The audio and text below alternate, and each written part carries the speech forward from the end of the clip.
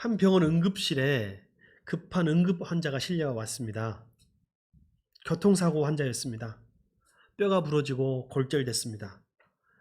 동맥이 터진 것처럼 보여서 피가 온몸을 흘러내리고 덮었습니다. 그 외상은 환자의 심각한 상태를 그대로 보여주었고, 긴장한 담당 의사, 응급실의 의사와 의료진들은 어떻게든 그를 살리기 위해서 힘쓰고 있었습니다. 보니까 피가 막 범벅이 되어 있으니 먼저 지혈이 필요하다 생각했습니다. 그래서 압박 붕대를 사용해 가지고 피를 멈추고 지혈을 했습니다.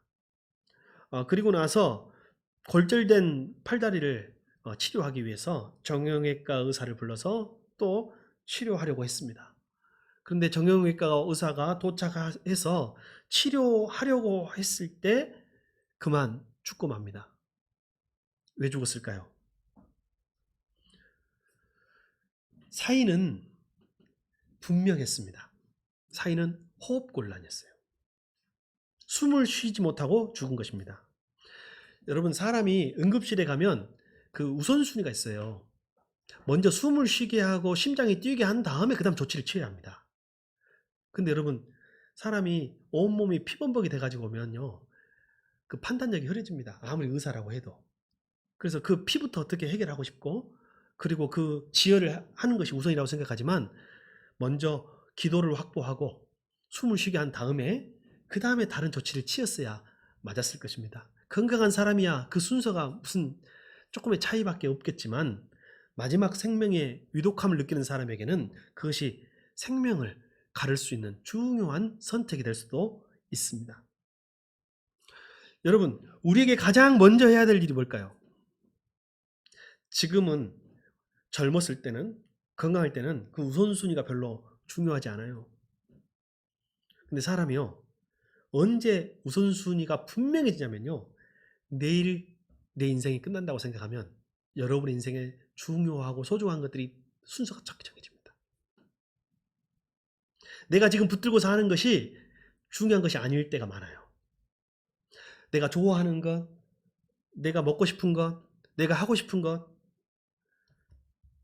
그런 것을 하고 삽니다. 급한 것. 근데 막상 내일 종말이 찾아온다? 내일 내 생기가 끝난다면 내가 좋아했던 것이 아무 의미와 소용이 없을 때가 많더라는 거예요.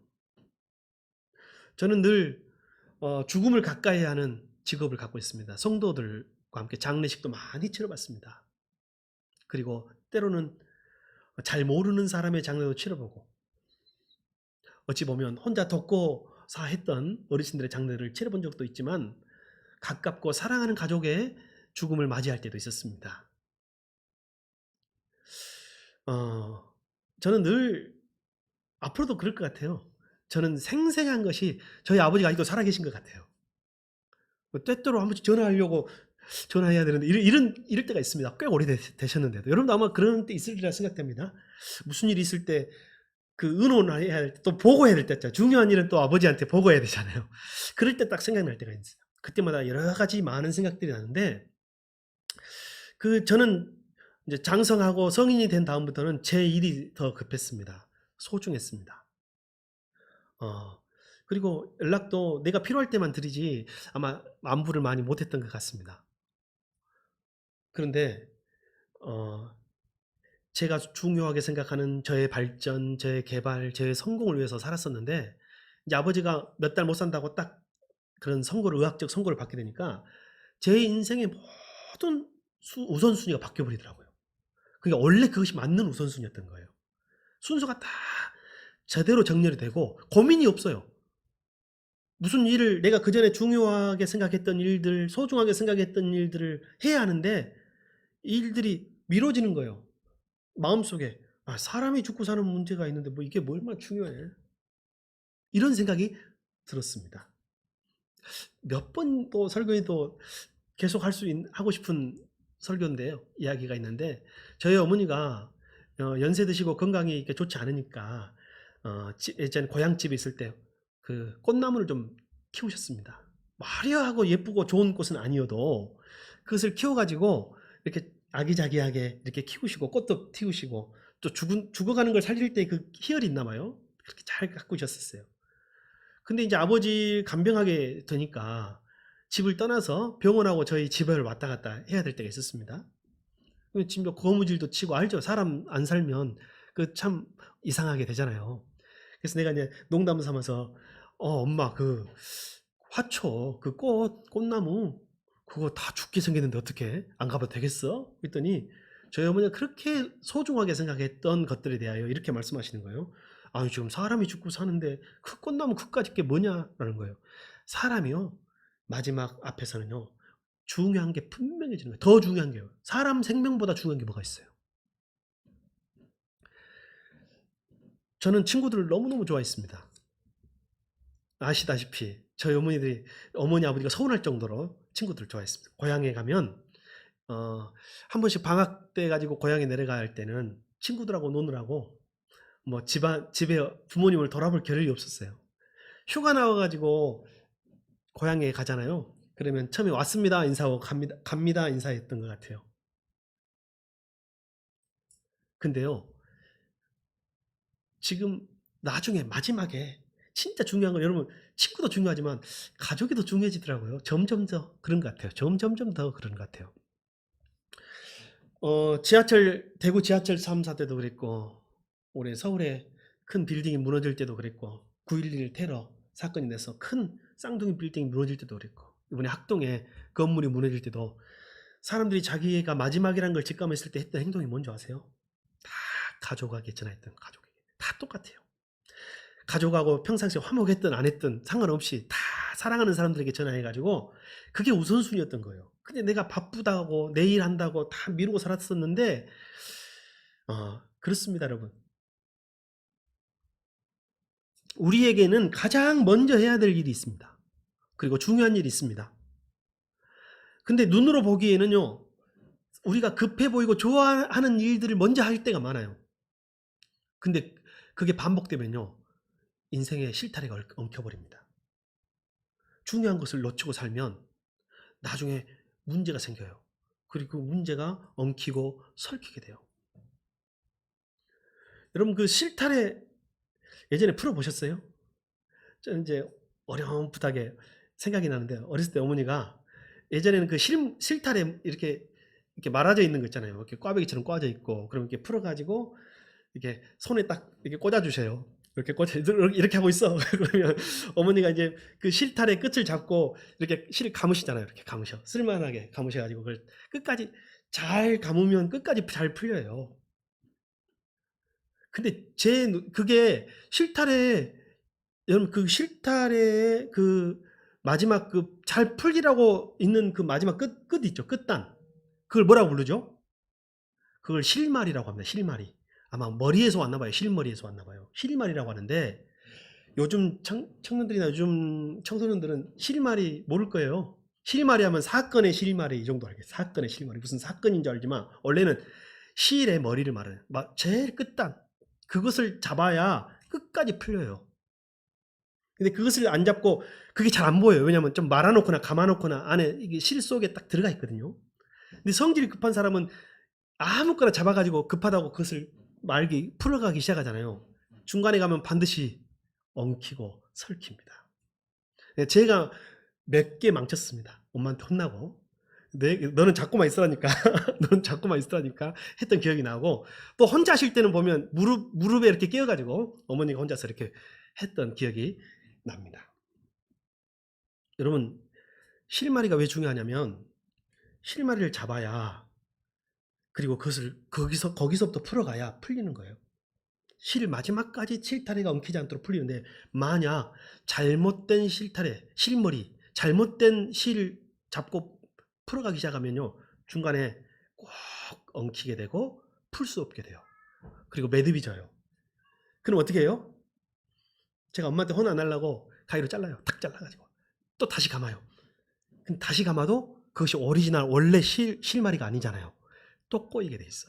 그리고 계속 자르고 다시 시작하고 계속 자르고 다시 결국은 실을 쓸 수 없는 상태가 되게 맙니다. 우리 인생을 실에 비유하죠. 여러분 돌잡이 할 때 실타래를 갖다 놓는 거 보셨어요? 이제 오래 살아라고 명기르라고 실을 갖다 놓는다고는 하지만 우리 인생도 그 실타래를 푸는 것과 같아요. 처음부터 잘 풀어야 돼요. 첫 단추를 잘 껴야 되듯이 처음에 이 실마리를 잘 찾아 가지고 거기서부터 시작해서 풀어 나가야 가는데 우리 쪼끔 다 꼬여 있어요. 만약에 중간에 꼬이면 자르고 다시 시작하려고 하지 말고 원래 처음 놓쳤던 찾지 못했던 실마리를 찾아야 돼. 근데 어린 저의 눈에는 실마리가 잘 안 보였어요. 어머니는 다 잘 찾아냈어. 그걸 찾아 가지고 또 풀어 가셨어. 우리 인생의 실마리가 우리는 못 봐요. 우리 인생들은 볼 수가 없습니다. 스마트폰이 아무리 좋아지고 컴퓨터가 아무리 발전하고 AI가 아무리 발전했어도 컴퓨터의 목적, 스마트폰의 목적, AI의 목적은 그것을 만든 인간이 정하는 거지 사람이 정하는 게 아니에요. 저와 여러분의 인생의 목적이 뭔지 아십니까? 그것이 우리 인생의 실타래. 거기서부터 시작해야 돼요. 근데 우리는 그것을 놓칠 때가 많아요. 먹기 위해서 살 때가 많고 그냥 아침에 눈 떴으니까 하루 살 때가 많고요. 그냥 급한 일, 중요한 일, 그냥 숨 쉬고 있으니까 살아갈 때가 많아요. 그러다면 우리 인생은 반드시 얽히고 설키게 돼 있어요. 지금 오늘부터 이게 청소년부 자리를 따로 만들었습니다. 오늘부터 앞으로 실타래를 지금부터 잘 풀어가시. 지금 절대 놓치지 마세요. 오늘 그 말씀드리는 실타래를 평생 실머리를 딱 잡고 끝까지 가시면 돼. 그러면 중간에 방황해도 괜찮아요. 요것만 잡고 있으면 돼요. 그럼 나중에 여러분 중간에 헷갈리거나 여러분 인생이 얽히고 꼬이면 어디로 돌아오면 돼요? 거기서 또 내 마음대로 새롭게 막 도망 다니면서 여러분 한 번 진흙탕에 빠지면 그 다음에 또 다른 진흙탕으로 가요. 인생이 그렇다는 거예요. 명심해요. 제가 보니까 한 번 진흙탕에 빠진 사람은 그 다음에 또 진흙탕에 가요. 다른 진흙탕으로. 그래서 여러분이 어디로 가냐면 실머리가 있는 곳으로 돌아와야 돼. 그러면 우리 인생의 목적은 무엇인가? 우리 인생의 실타래는 무엇인가라는 거예요. 우리가 지음받은 이유가 무엇이며 우리가 구원받은 이유가 무엇이고 우리 인생의 시작은 무엇이고 우리 인생의 모든 문제의 해결의 시작, 그 끝단은 단서는 무엇인가라는 거예요. 자, 성경 말씀 한번 봅시다. 시편 29편 2절 한번 읽어주십시오. 시작.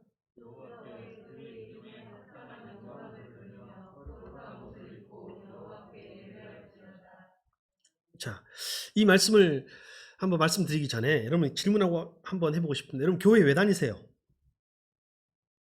신앙생활 왜 하세요? 오늘같이 휴가 가기 좋은 날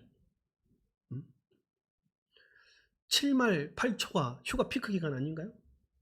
물론 가신 분도 계시지만 가서 또 방송을 예배드린 분도 계시겠죠. 오늘 또 여기서 오늘 저와 함께 예배드린 여러분 오늘 왜 교회 오셨습니까? 흔히들 교회 왜 다니냐고 물어보면 그래도 신앙생활을 좀 오래 하신 분들은 이렇게 말합니다. 천국에 가려고요.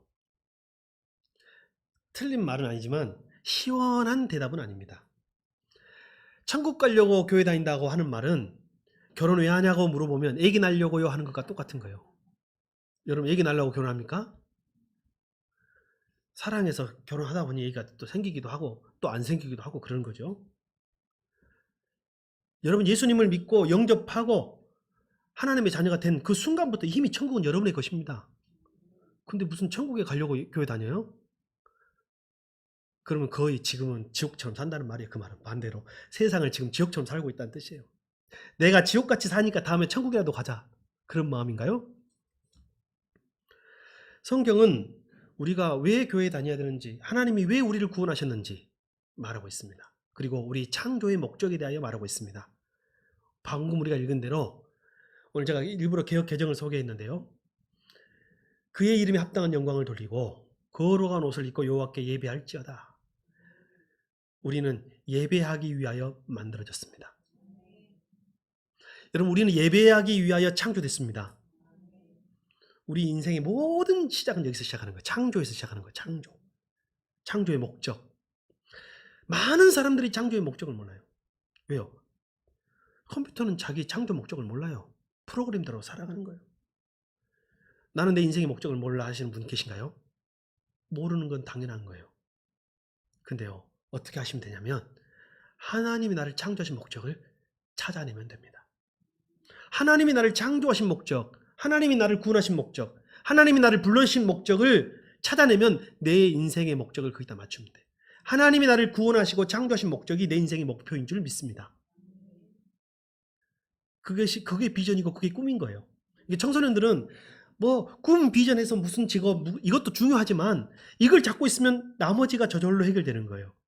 근데 이 창조의 목적, 인생의 실마리를 잡지 않고 어디 대학 갈까, 무슨 직업을 찾을까, 꿈이 뭘까, 이거는요, 한번 어른들한테 물어보세요.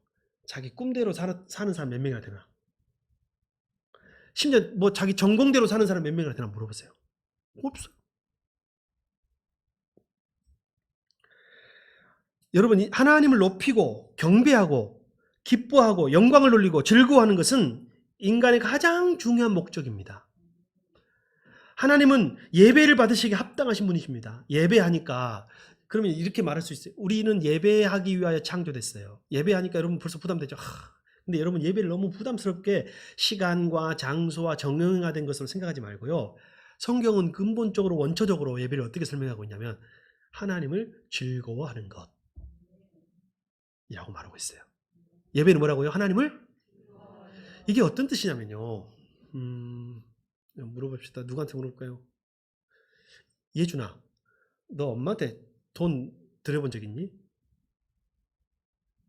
한 번도 없어? 그래도 세뱃돈 받은 거 엄마가 좀 맡아준다고 갖고 간 거 있지? 네, 아직 주대 그거? 벌써 준 것도 있고 안 준 것도 있구나. 예. 여러분, 부모가 자식을 즐거워하는 것은요, 무엇을 줘서가 아니에요. 그 존재가 즐겁고 기쁨이기 때문에 자식은 부모의 기쁨이고 즐거움의 대상입니다. 우리가 하나님을 즐거워한다는 것은요, 하나님이 우리에게 무엇을 줘서가 아니에요. 내가 필요한 것을 무언가를 줘서가 아니에요. 그냥 하나님 자체를 즐거워하는 거예요. 하나님 자체를. 여러분, 그게 이제 종교적으로 신앙적으로 사용하니까 예배지요. 우리 인간들의 언어를 쓰면 살아가는 거예요. 예배는 하나님을 사랑하는 것입니다. 하나님의 존재 자체만으로 하나님을 사랑하는 것, 하나님의 존재 자체만으로 하나님을 즐거워하는 것이 예배입니다. 이것이 인간의 창조 목적이에요. 하나님이 인간을 만들 때는 하나님도 우리를 보고 즐거워하려고, 행복해 하려고, 우리가 자식을 볼 때마다 그냥 별로 내가 주지만 줄 때도 더 즐겁고 잘 먹으면 또 즐겁고 재밌고 그렇잖아요. 하나님이 우리를 창조하신 것은 우리를 통하여 우리를 인하여 즐거워하시려고 사랑의 대상으로 만드신 거예요. 반대로 하나님 우리를 만드신 건 우리는 하나님을 즐거워하기 위하여. 이게 언제 깨졌냐면 에덴 동산 선악과로 인하여 깨집니다. 하나님은 우리에게 다 주셨어요. 그리고 우리를 향하여 즐거워하시고 우리도 처음에 에덴에 아담과 하와는 하나님의 존재만으로 기쁘고 즐겁고 감사하고 행복했어요. 근데 언제 이게 깨지냐면, 언제 이 예배가 깨지냐면, 선악과는 왜 못 먹게 하십니까? 다 줬는데. 여러분, 하나님이 선악과는 왜 못 먹게 했다고요? 다른 건 다 있지만, 다른 여러 가지 이유가 있겠지만, 선악과를 하나님이 아담과 하와에게 못 먹게 하신 이유는요, 다 너의 것이다. 그러나 선악과를 볼 때마다 내가 너를 창조했다는 것만 잊지 말아라. 너가 나를 예배해야 되고 너가 순종할 분이 있다는 것을 기억해라. 이것이 선악과를 주신 목적이에요. 근데 이걸 깨뜨리고 이게 불만이고 그래서 하나님과의 모든 관계가 깨진 것이 누군가요? 아담과 하와 아닌가요? 여러분, 피조물 인간은 우리 스스로 우리 인생의 목적을 알 수 없습니다. 오직 하나님만이 우리 인생의 목적을 알 수 있습니다.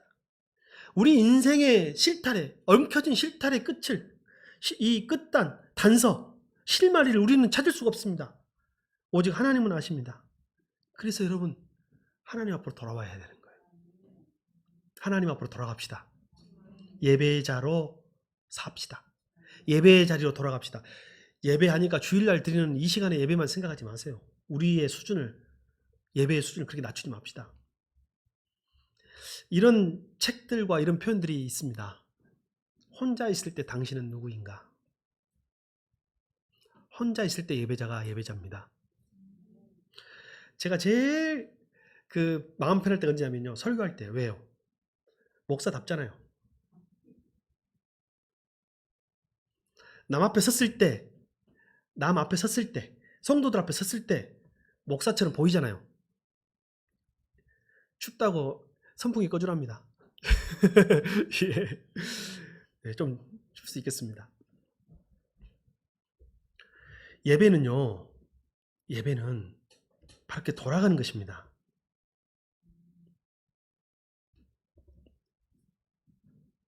우리가 그렇게 찾아야 돼요. 우리가 우리의 문제를 잘 몰라요. 오직 하나님은 아십니다. 우리는 우리가 구원받은 그 이유에 대해서 몰라요. 오직 하나님은 아십니다. 자, 그러면 성경에서 우리가 구원받은 이유에 대해서 살펴보고 싶습니다. 자, 좀 이따가 살펴보도록 하죠. 예.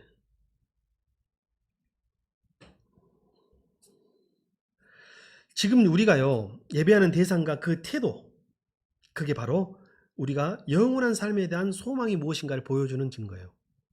나의 예배의 태도가 내가 하나님을 어떻게 생각하고 있느냐를 보여주는 거예요. 나의 예배의 모습이 내가 영원한 삶의 소망을 어디에 두고 있는가를 보여주는 거예요. 여러분이 우선순위에 돈을 두고 있다면 여러분은 지금 돈을 예배하고 있습니다. 여러분이 우선순위에 성공을 두고 있다면 여러분은 지금 그 성공을 예배하고 있는 것입니다. 여러분이 세상의 정욕과 쾌락을 예배하고 있는 것입니다. 그리고 심지어는 여러분이 아무것도 누구도 예배하지 않고 있다면, 그냥 멍한 상태에 있다면 아무것도 예배하지 않는 거예요. 근데 저는요, 제 개인적인 생각으로는 어떤 것이 가장 큰 문제일까 생각하면요, 멍하니 아무것도 예배하지 않는 상태가 더 큰 문제인 것 같아요. 뭔가 열심히 살아가는 사람은요, 나중에 방향을 바꾸면 되잖아요. 그리고 그것을 대상을 하나님으로, 우상에서 하나님으로 바꾸면 되거든요. 근데 어떠한 것도 하지 않고 어떤 것도 예배하지 않는 사람에게는 예배의 대상을 심어준다는 게 참 어렵더라고요. 사도 바울 아시죠? 그럼 사도 바울은 잘못된 열심이 있었던 사람이에요. 구약이 만들어낸 율법의 하나님을 열심히 섬기고 예배했어요. 나중에 하나님이 그에게 깨우쳤잖아요. 그래도 그거라도 붙들고 있으니까 하나님 깨우치셔가지고 사도 바울은 예배의 대상을 온전하게 바꿉니다. 여러분, 오늘 공허한 눈빛을 가지고 계신 분이 혹시 있는가 살펴봅시다. 옆에 사람 봐보십시오. 옆에 사람 눈빛이 공허한가 공허하지 않는가. 자, 만약에 좀 공허해 보이면 손을 이렇게 한번 해보십시오. 예, 눈에 힘을 주십시오. 뭐라도 우리 청소년들, 제가 꼭 말하고 싶은 거, 청년들에게 말하고, 꿈이 없다? 개꿈이라도 먼저 잡아야 돼. 목표를 무조건 하나를 잡는 거예요. 근데 그걸 목표를 하나 잡으면요, 가고 싶은 대학, 하고 싶은 이루고 싶은 소망, 직업, 이걸 무조건 하나 정하라니까. 정하면 중간에 바뀌어요, 안 바뀌어요? 바꾸면 돼. 근데 아무것도 안 정한 사람은 아무것도 이룰 수 없는 거예요. 그러니까 내가 물어보면 아직도 못 정했냐 하면 3년째 정하고 있대. 그럼 3년 동안 아무것도 안 한 거랑 똑같은 거예요. 근데 아무거라도 정해. 진짜 기도하면서 아무거라도 정해요. 그러면요, 하나님이 거기서 그 다음 길로 징검다리처럼 인도하시는 거예요. 오늘 정하시기 바랍니다. 예. 다시 예배로 돌아갑시다. 여러분, 제가 교회 사역하면서 교회에 대한 고민을 많이 하게 됐습니다. 이제 개척하면서 개척 연수도 늘어나고 코로나를 맞이면서 교회에 대한 고민, 목회와 성도들에 대한 고민을 많이 했습니다. 그리고 하나님이 이제 분명히 깨닫게 해주시는 게 뭐냐면, 지금 한국 교회와 현대 교회가 엉켜진 실타래와 같아졌다라는 거예요.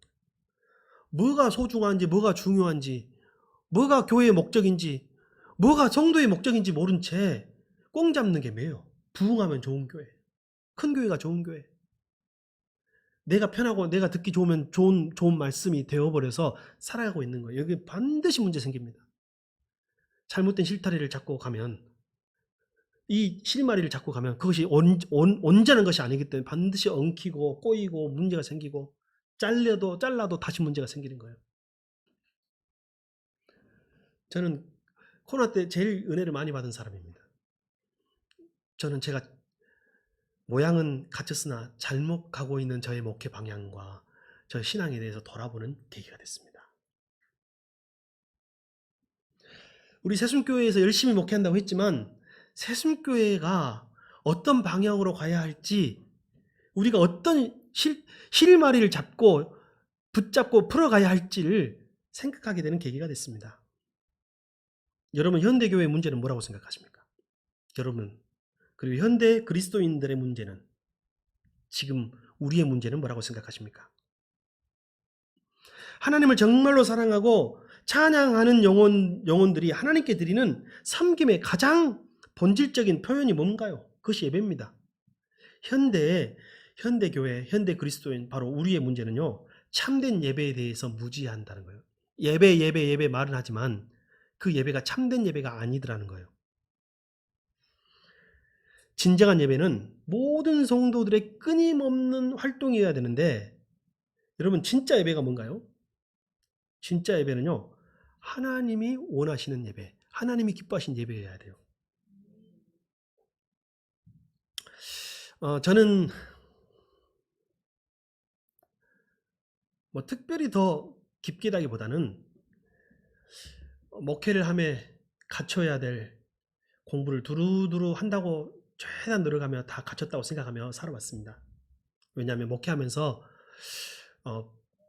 목회적 전문가로서 적어도 나의 무지로 인하여 우리 성도들을 어렵게 해서는 안 되겠다라는 생각으로 열심히 공부했고 두루두루 섭렵하려고 노력했습니다. 현장 목회를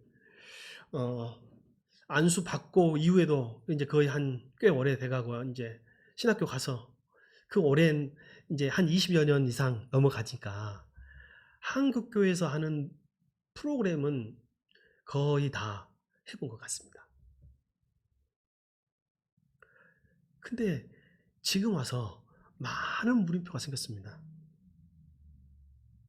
우리가 드리는 이 예배가, 내가 아는 한국교회 목회자라는 이 목회가, 오늘도 한국교회에서 강단에서 선포되는 이 설교가 과연 하나님 기뻐하시는, 하나님이 원하시는 것인가, 사람이 기뻐하시는 것인가? 여러분, 우리를 구원하신 이유 한번 찾아봅시다. 출애굽기 3장 12절 보여주십시오. 한번 읽어보겠습니다. 오늘 말씀입니다. 시작.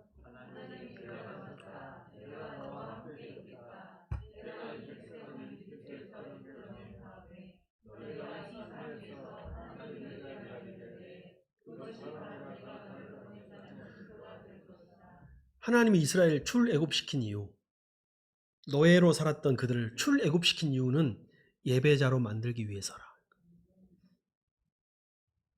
하나님이 여러분을 죄와 세상의 애굽에서 종살이하던 여러분을 구원하시고 오늘 성도로 부르신 이유는 여러분을 예배자로 만드시기 위함인 줄 믿습니다. 오늘 성경은 이것을 이야기하고 있어요. 그럼 참된 예배는 무엇인가? 그리고 오늘날 지금 한국교회와 우리 교회가 어떤 예배를 드려야 할 것인가? 우리 예배는 어떤 예배여야 할 것이며, 오늘 이 예배에 선포되는 말씀은 어떤 설교여야 할 것인가? 자, 다시 보여주세요. 시편 29편 2절 시작.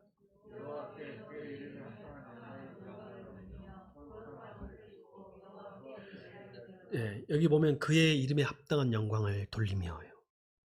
그의 이름에 합당한 영광을 돌리며, 이것이 사람의 영광을 구하는 것이 아니라 하나님의 영광을 구하고, 사람이 기뻐하는 예배가 아니라 하나님이 기뻐하는 예배가 진짜 예배라는 거예요. 여러분, 보통 한국교회 예배 시간은 몇 시간이에요? 1시간. 인류 역사상 가장 짧은 예배예요. 지금도 동방교회 천주교 미사, 동방교회, 그리고 세계 각국의 예배 미사 이런 것들은 대부분 2시간, 3시간씩 해요. 지금 현대 개신교 예배가 1시간으로 축소됐어. 왜요? 바쁘니까. 근데 왜 바빠요? 끝나고 어디 가야 되니까. 물론 1시간에도 충분히 온전한 예배를 드릴 수 있습니다만 이렇게 바뀐 데에는 여러 가지 이유가 있지 않을까도 생각해 보게 되는 것입니다. 여러분, 참된 예배는 하나님의 이름에 합당한 영광을 돌리는 것이고, 진정한 예배의 목적은 단순히 예배자를 즐겁게 하는 것이 아니라 하나님을 즐겁게 하는 예배인 줄 믿습니다. 제가 친구 좋아했다고 했잖아요. 제가 친구 좋아하면 어떻게 되는지 말해줄게요. 친구만 좋아하고 나는 꿈과 미래를 위해서 준비하지 않으면 나중에 어떻게 돼요? 친구도 잃고 꿈도 잃어. 지금 청소년, 청년 때는 또래 집단, 친구 집단이 중요한 때잖아요. 친구만 좋아해봐봐. 한번 해봐봐. 협박 아닙니다. 친구도 잃고 꿈도 잃어요. 근데 여러분이 꿈을 향해 나가봐요. 꿈도 이루고 친구도 지켜지고 친구도 더 많이 얻어져. 이게 제가 예배에 적용되더라고요. 사람을 기쁘게 하는 예배는요, 사람도 잃고 하나님도 잃어요. 근데 하나님을 기쁘시게 하는 예배는요, 처음에 있으면 사람이 힘들 수도 있겠지만 하나님도 얻고 사람도 얻는 것입니다.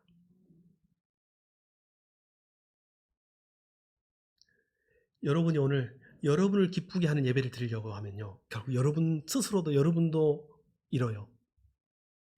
그리고 여러분의 신앙도 잃어져요.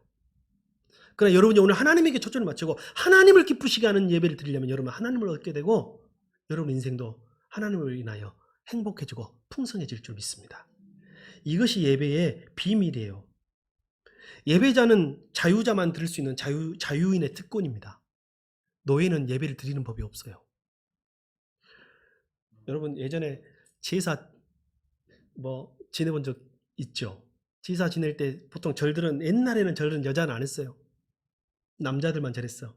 지금도 무슨 안동김씨 무슨 그 문중 제사하는 거 봤어요? 삿갓 쓰고 두루마리 입고 누가 절하던가요? 영감님들이 다 절을 해요. 여자분들이나 저기 안 보이는 데 있어요. 물론 조선 초기에는 우리나라가 이렇게 가부장적이지 않았어요. 여성들도 다 제사에 동참했는데 중기 이후 후기로 갈수록 이제 좀 가부장적으로 바뀌어가지고 좀 잘못된 거죠. 왜 요즘 여자도 족보에 다 들어가잖아요. 노예는 예배를 안 드려요. 노예 의무도 없고 노예 권리도 없어요. 하나님이 왜 이스라엘 백성을 종살이하는 그들을 출애굽시켰는지 아시겠죠? 그들을 해방시키고 자유인으로 만들기 위해서. 자유인의 특권은 예배자가 되는 것입니다. 우리 가운데도 죄의 노예는 예배 못 드립니다.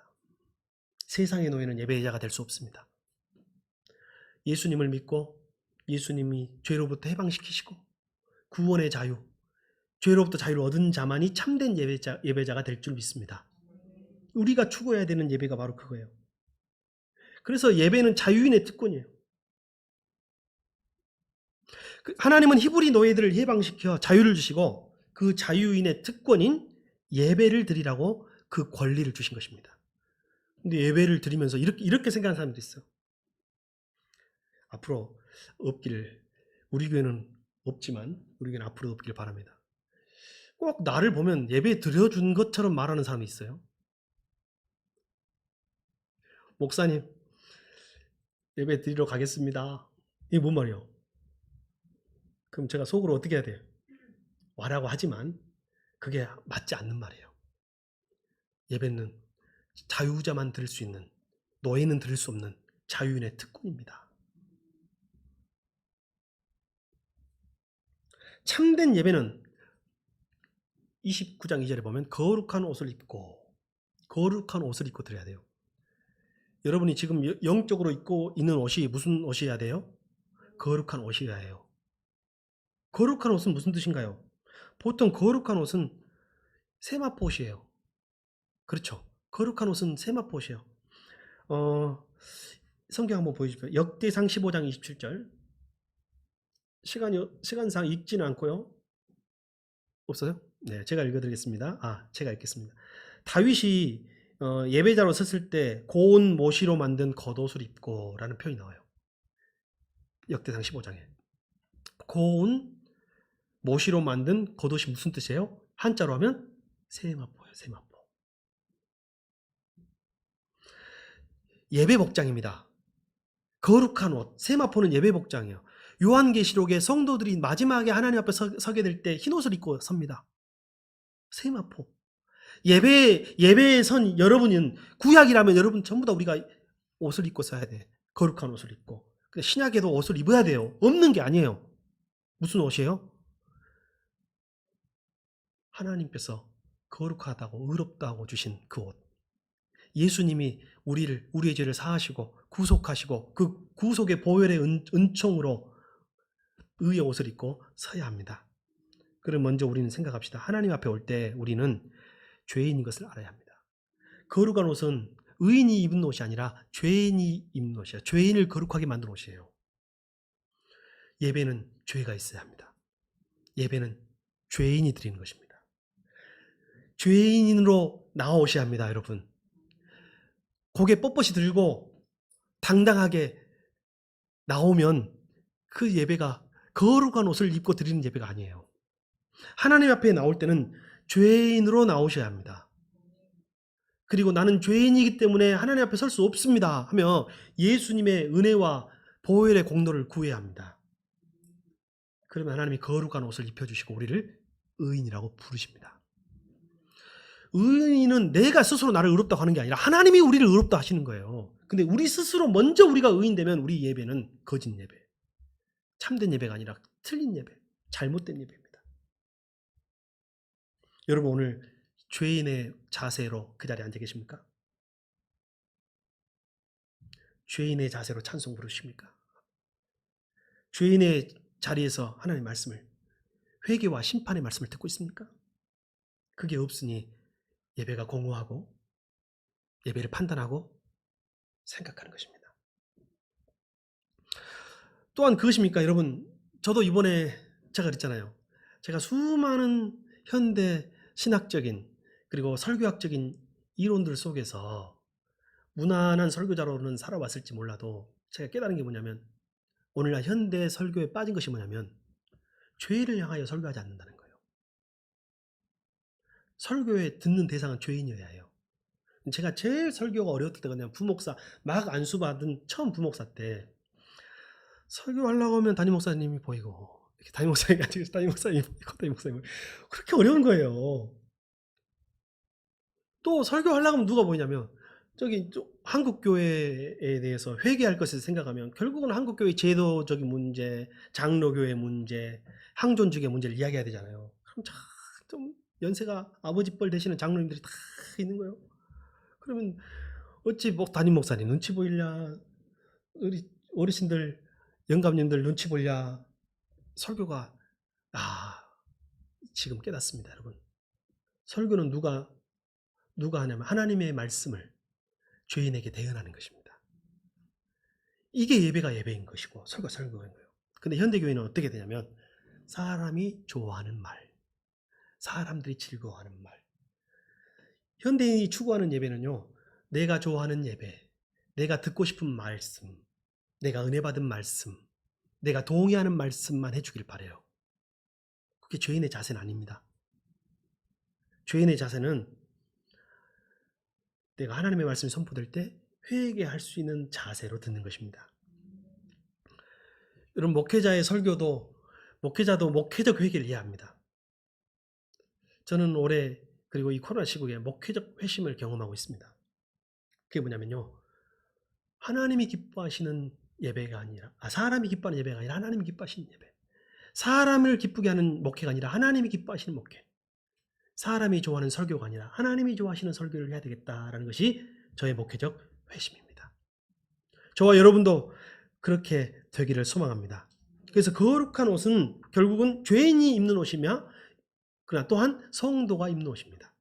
우리가 죄인의 자세에서 하나님 앞에 왔을 때 회개하고 통회할 때, 죄인임을 고백할 때 하나님이 우리에게 거룩한 옷을 입혀주시며 성도, 거룩한 자들이라고 부르시는 것입니다.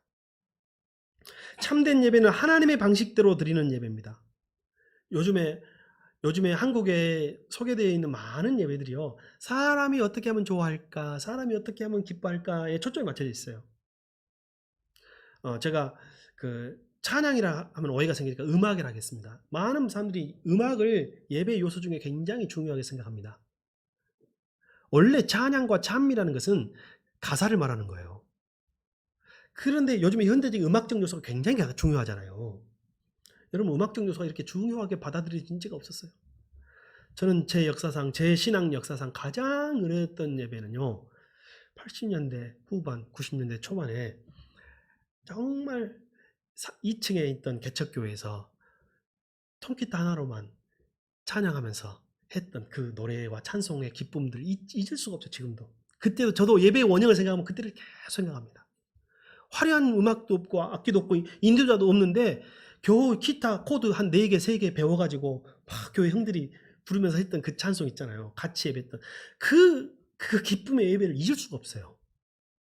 여러분, 우리가 화려하진 않아도, 화려한 음악은 없어도 본질이 있는 예배가 드려지길 소망합니다. 물론 음악적 요소도 갖추면 좋지만요. 성경은요, 한 번도 음악이 예배의 본질이라고 말한 적 없어요. 예수님은 예배하는 자는 영과 진리로 예배할지니라 하셨습니다. 많은 경우에 사람들이 예배의 본질적 요소를 말하려면 아까 그런 것들, 외적인 요소들을 생각합니다. 오늘날 교회 안에 참된 예배가 줄어들고 있습니다. 교회 위험 신호입니다. 우리가 붙잡아야 할 그 실마리를 놓치고 있는 거예요. 참된 예배, 하나님이 원하시는 예배, 하나님 기뻐하시는 예배, 하나님을 기뻐하는 예배가 회복되어야 할 줄 믿습니다. 하나님의 백성들이 하나님을 경시하고 하나님을 무시하고 하나님의 진리에 대하여 무관심해서 나타나는 현상입니다. 말세 현상이라 할 수 있습니다. 말씀을 마무리하겠습니다.